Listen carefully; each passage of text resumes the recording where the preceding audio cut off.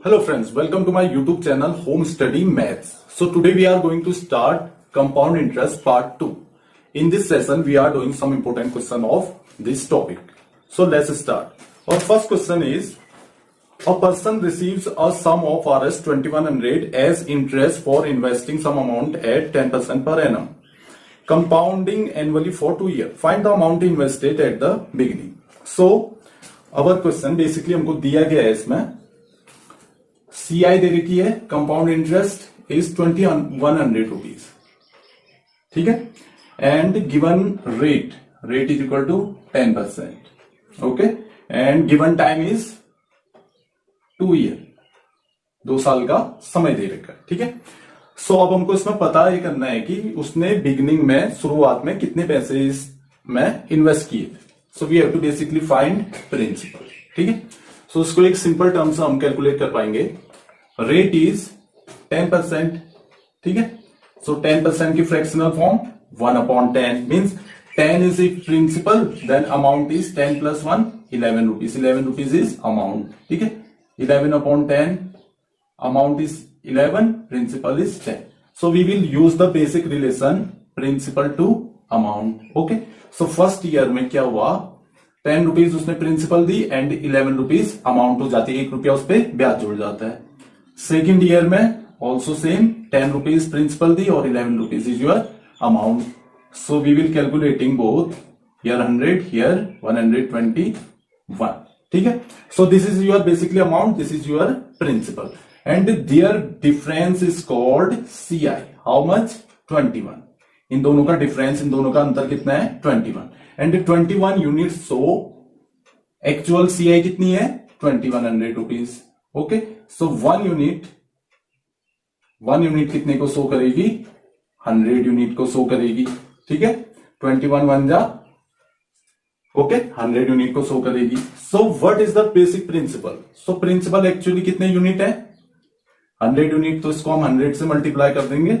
So 10,000 is your principal. और यहां पे आप अमाउंट भी कैलकुलेट कर सकते हैं. इसको 100 से मल्टीप्लाई कर देंगे, 12100. So this is your amount, this is your principal. It is very simple method to solve the such type of question. Okay, this is our first part of question.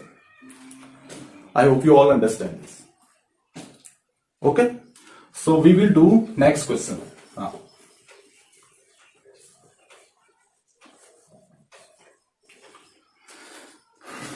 Next question में देखते हैं,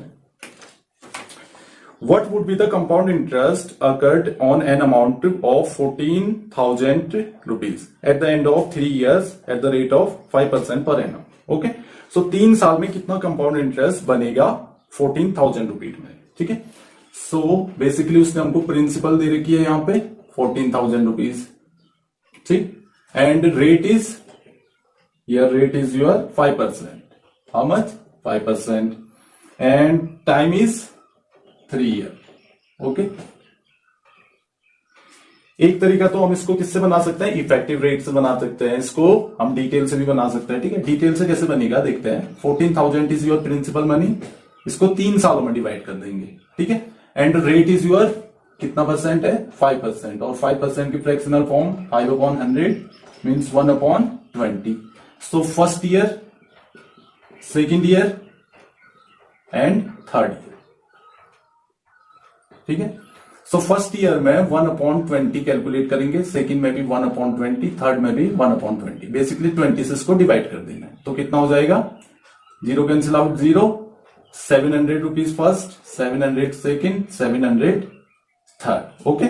अब first year में कभी भी compound interest calculate नहीं होगा, तो सेकंड ईयर में अगेन हम 1/20 कैलकुलेट करेंगे. तो कितना हो जाएगा? ये 35 रुपीज, ठीक है. थर्ड ईयर में 1/20 फिर से कैलकुलेट करेंगे, 35 रुपीज, ओके. अब सेकेंड ईयर के फर्स्ट इंटरेस्ट पे 1/20 कैलकुलेट कर देंगे, तो ये भी 35. इस 35 में भी कितना कैलकुलेट करेंगे? 1/20 कर देंगे, तो 35/20 मीन्स कितना निकल के आ जाएगा? 21 जा 20 एंड 27 जा 140, 25, 1.75, ठीक है. अब सबको जोड़ देंगे तो हम ये क्या निकल के आ जाएगा?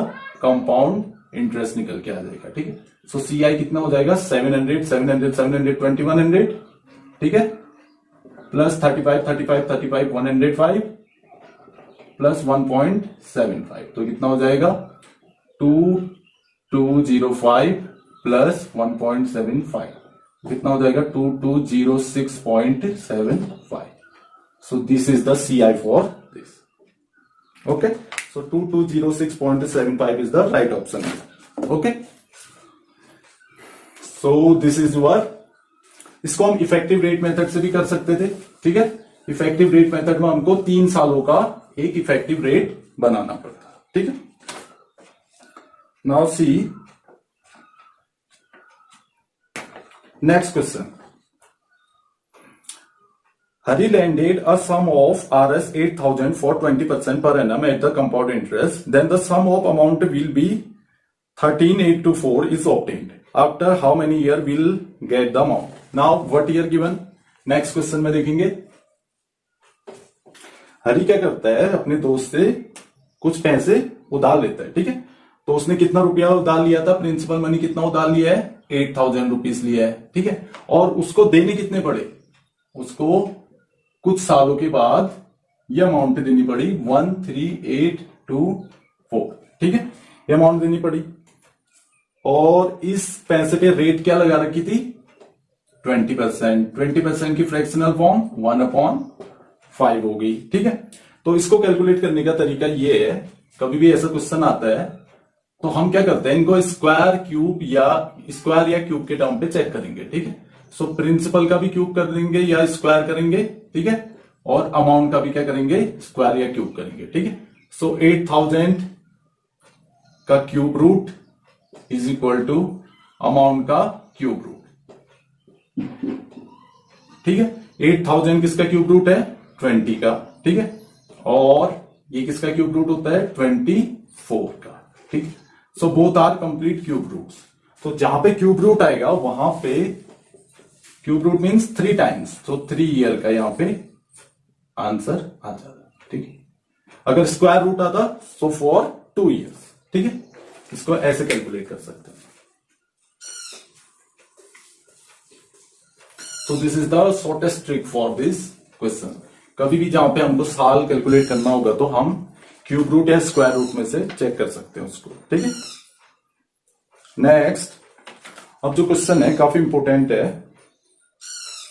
This question is for installment. अब जो क्वेश्चन है इंस्टॉलमेंट का क्वेश्चन है। ठीक है, इस टॉपिक में ज्यादा से ज्यादा बच्चे क्या कर देते हैं, गलती कर देते हैं। ठीक है, तो देखते हैं कैसा question. A person borrows a certain amount from his friend at the rate of 15% per annum compound interest being compounded annually, and agrees to return in 2 equal yearly installment of 529 each. Find the amount borrowed. ठीक है, तो अब question में क्या क्या चीजें दे रखी है देखते हैं। ठीक है, तो एक किसी व्यक्ति ने कुछ पैसे principal, we don't know what is the principal, loan दिए। ठीक है, इसके बाद इस पे रेट उसके फ्रेंड ने कितनी लगाई 15% रेट लगाई। ठीक है, what is the fractional form 3/20। ठीक है, सो इफ 20 रुपीज प्रिंसिपल, सो 23 उसको देने पड़ते थे। ठीक है, अब यहां पे जो केस होता है इंस्टॉलमेंट में, इसमें प्रिंसिपल के साथ जहां पे हम अमाउंट कैलकुलेट करते थे वहां पे करेंगे इंस्टॉलमेंट। ठीक है, अब देखते हैं ये कैसे वर्क करता है। ठीक है, अब रेट क्या है 3/20 मीन्स इफ 20 रुपीज प्रिंसिपल, तो इंस्टॉलमेंट देना कितना पड़ता है 23। ठीक है, सो 20 इज प्रिंसिपल, 23 इज इंस्टॉलमेंट। ठीक है, कौन से इंस्टॉलमेंट में, फर्स्ट इंस्टॉलमेंट। ठीक है, तो 23 यूनिट कितने को शो कर रहे हैं, यहां पे आपको दे रखा है, इसने पहली इंस्टॉलमेंट कितने की दी थी 529 मीन्स 1 यूनिट कितने को शो करेगा, 1 यूनिट शो करेगा 23 को। तो पहली इंस्टॉलमेंट इसने कितने, पहली जो प्रिंसिपल के साथ हम मल्टीप्लाई करेंगे 23 मीन्स यहां जितना आया है उतने से इसको मल्टीप्लाई कर देंगे। ठीक है, जितनी 1 यूनिट की वैल्यू निकल के आएगी यहां पे हम उसको मल्टीप्लाई करते जाएंगे। ठीक है, 23 2 जा 46। ठीक है, ये फर्स्ट ईयर। सेकेंड ईयर में क्या केस हुआ, सेकेंड ईयर में 20 यहां पे कितना हो जाएगा 20 का स्क्वायर 400, और यहाँ पे 23 का 529 रुपीज हो जाएगा। ठीक है, इसका स्क्वायर फॉर सेकेंड ईयर, अगर थर्ड ईयर होगा तो इसका क्यूब करेंगे यहाँ पे। ठीक है, लेकिन अभी यहाँ पे इंस्टॉलमेंट 2 साल के लिए, तो 529 यूनिट, फिर दूसरी इंस्टॉलमेंट भी 529 की दी। ठीक है, तो 1 यूनिट शो करेगा 1 को। ठीक है, तो यहां पे भी हम क्या कर देंगे, 400 को 1 से मल्टीप्लाई, तो ये कितना हो जाएगा 400। तो यहां पे प्रिंसिपल हमको कैलकुलेट करनी होगी, तो इन दोनों को ऐड कर देंगे, 460 प्लस 400 860। तो हरी ने 860 रुपीज क्या ली थी, प्रिंसिपल मनी ली थी। ठीक है, जो कि उसको इंस्टॉलमेंट देने के बाद 529 के टर्म पे देनी पड़ी, यानी कि उसने टोटल अमाउंट कितनी चुकाई, उसने चुकाई 1058। ठीक है, इतना रुपया लिया था और इतना रुपया दिया। ठीक है, this is the basic question of installment. ठीक है, काफी इंपोर्टेंट क्वेश्चन है और काफी इंपोर्टेंट इसका कॉन्सेप्ट है। बाकी इसको करने के लिए नहीं तो बुक में काफी लंबी मेथड दी होती है installment, so I will understand you in short method. ठीक है, I hope you understand this question.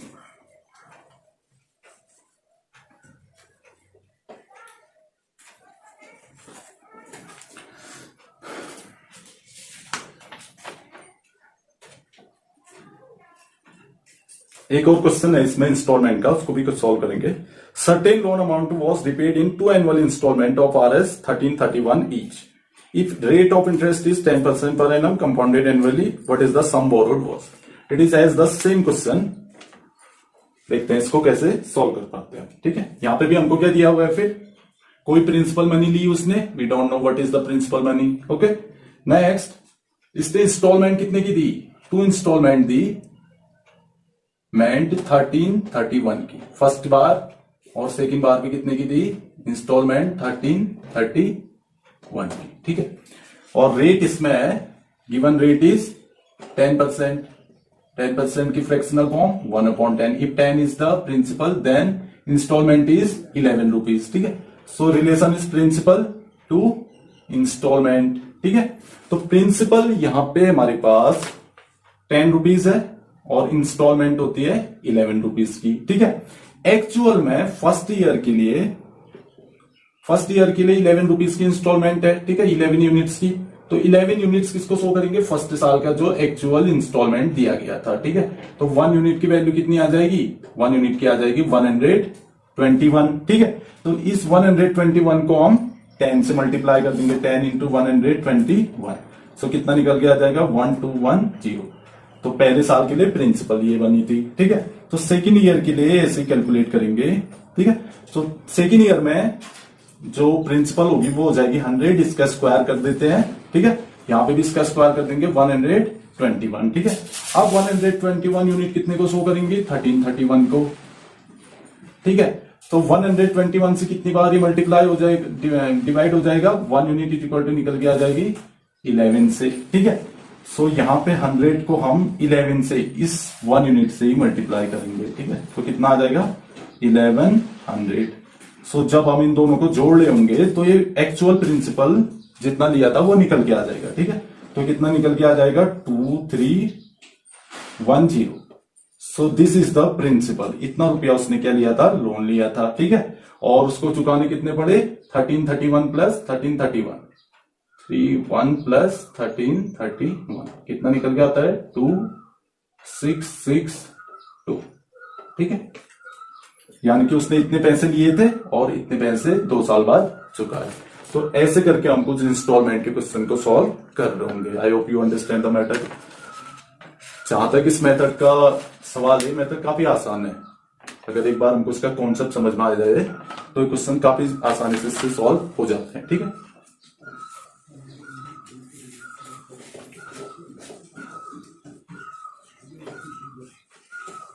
सो आप इंस्टॉलमेंट के क्वेश्चन में अपनी पकड़ बना के रखें। इसमें कंपटीशन में ज्यादा से ज्यादा क्वेश्चन इसी से पूछे जाते हैं। ठीक है, सो एक क्वेश्चन आपके लिए होगा, इसमें आप करेंगे, what would be the compound interest occurred on an amount 4500 at the end of 2 years at the rate of 10%। तो आपको प्रिंसिपल दी होगी 4500 की, रेट है 10%। ठीक है, और यहां पे टाइम दिया है 2 year। It is very simple question. ठीक है, इसको आप इफेक्टिव रेट मेथड से बनाए। किससे बनाए? इफेक्टिव रेट मेथड से।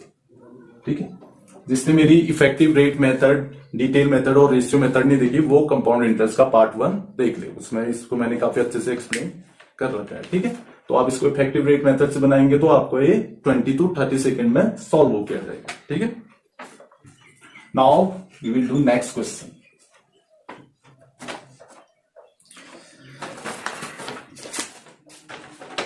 सो अब जो क्वेश्चन है, ये क्वेश्चन काफी ज्यादा इंपॉर्टेंट है और काफी पेपरों में इसको पूछा गया है। ठीक है, Aakarsh left a will of Rs 16,400 for his two sons whose age are 17 and 18.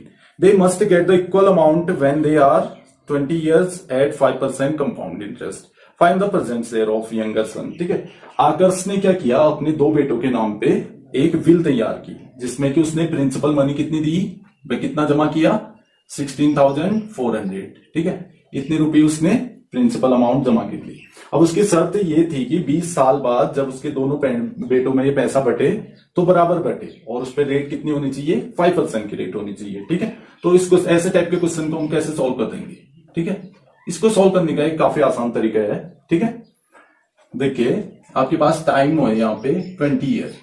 ठीक है, अब इस क्वेश्चन में हमको टाइम के साथ भी कैलकुलेशन करनी होगी। ठीक है, तो कैसे कैलकुलेट कर पाएंगे इसको? लेट्स से कि एक बेटे के एक स्मॉलर सन है, स्मॉल सन है, एक बिग सन, एक छोटा बेटा एक बड़ा बेटा। ठीक है, तो एक की उम्र है 17 साल और एक की उम्र है 18 साल। तो इन दोनों के एज का डिफरेंस कितना हुआ, 1 साल का हुआ। ठीक है, ये चीज हमको ध्यान में रखनी है कि इनके एज का डिफरेंस 1 ईयर है। ठीक है, अब इसको सॉल्व करने का तरीका ये होता है कि 1 plus R upon 100 to the power n। ठीक है, where n is the difference of age of two son. ये n क्या डिनोट करेगा कि दोनों बेटों में उम्र का अंतर कितना है। ठीक है, तो इसको सॉल्व करते हैं। 1 प्लस R कितनी लगी है इसमें, 5 अपॉन 100। ठीक है, सो यहां पे n, तो मीन्स ये क्या हुआ, इसकी फ्रैक्शन बनी 1 अपॉन 20। ठीक है, तो 20 प्लस 21, सो 21 अपॉन 20। ठीक, इसकी पावर n। ठीक है, तो इसको जो बिग सन होगा और जो स्मॉल सन होगा, बिग सन के शेयर में आएंगे 21 रुपीज 21 यूनिट्स और स्मॉल सन में 20 यूनिट्स। ठीक है, तो इन दोनों का हम क्या कर देते हैं, सम कर देते हैं। ठीक है, इन दोनों का सम कितना हुआ, 41। ठीक है, ये 41 यूनिट उसने क्या किया, दोनों बेटों के नाम पे जमा की है। बड़े बेटे को उनको ज्यादा यूनिट देनी पड़ेगी क्योंकि उसके पास साल कम है ब्याज कमाने के लिए, और छोटे बेटे को कम पैसे रखेंगे ताकि क्योंकि उसके पास साल ज्यादा है ब्याज कमाने को। ठीक है, तो 41 यूनिट उसने जमा किए जो कि एक्चुअल मनी कितनी है, 16400। तो 1 यूनिट कितनी हो जाएगी, 400। ठीक है, तो उसने किसका शेयर पूछा हमसे, छोटे बेटे का, छोटे बेटे का शेयर। तो 1 यूनिट की वैल्यू है 400, तो छोटे बेटे का शेयर हो जाएगा कितना, 400।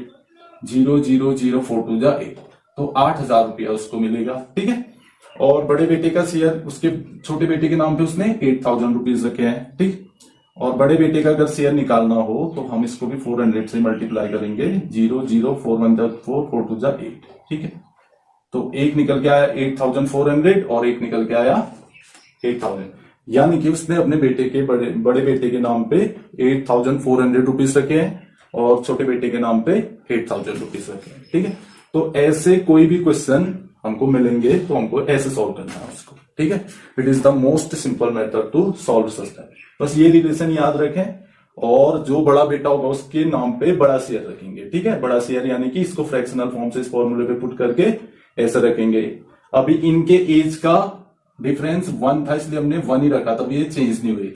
अगर बाय चांस ये 16 और 18 इनकी एज होती तो यहाँ पे इन दोनों के एज का डिफरेंस 2 होता, तो यहाँ पे n की जगह पे 2 रखते, फिर 21 अपॉन 20 की जगह पे 441 अपॉन 400 रुपीज आ रहा होता है। ठीक है, तो ऐसे करके ये क्वेश्चन को हम सॉल्व करेंगे। ठीक है, so we done this question also.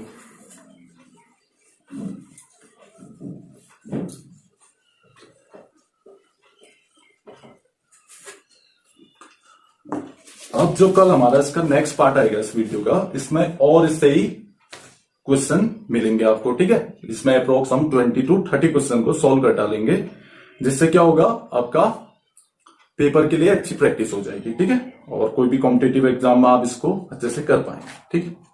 So thank you.